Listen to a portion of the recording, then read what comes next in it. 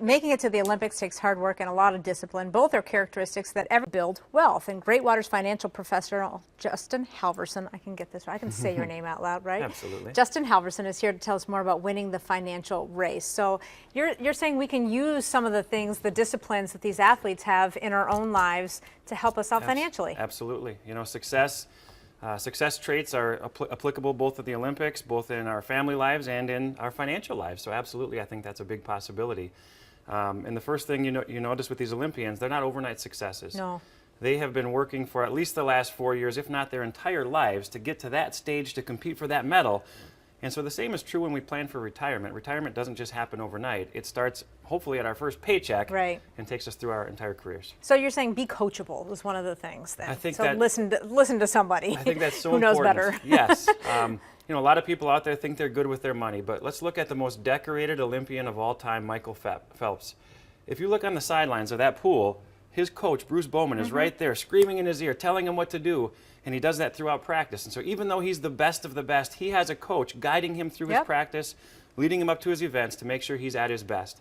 And a recent study found that for people in their financial lives, if you have a financial advisor, a financial professional on your team, people that have that are much more confident that they will be able to live the lives that they desire in retirement. All right, second, think big. Think big. If you think about a couple nights ago, I think it was, on your station here on the Olympics, the women's gymnastic team won the gold medal again the second time. So they weren't just satisfied with their first one in London. Right. They wanted to get the team title again, and so they came into the Olympics expecting to win. They were thinking big, dreaming big, and the same should be true for our retirement.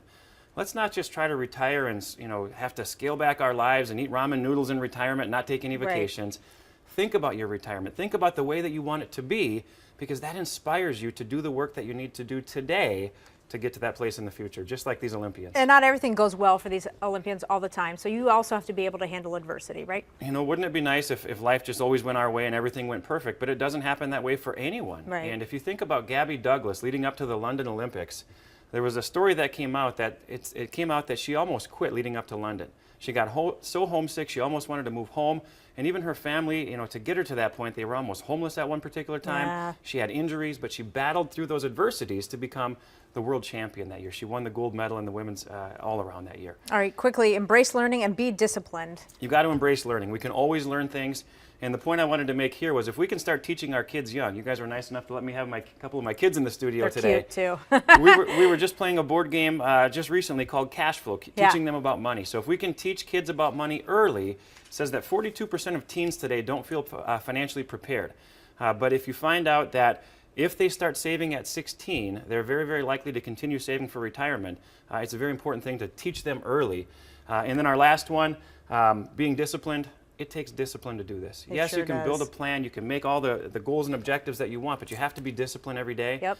Rena, one of the biggest areas people fail in their discipline is they don't meet their budget. A, they don't make a budget, or B, they make the budget and they don't stick to it. So have the discipline to stick to your plan, and like an Olympian, you can be an Olympian for retirement. Justin Halverson, thank you so much. You can find his tips at KARE11.com. Just go to the shows tab and click on the news at far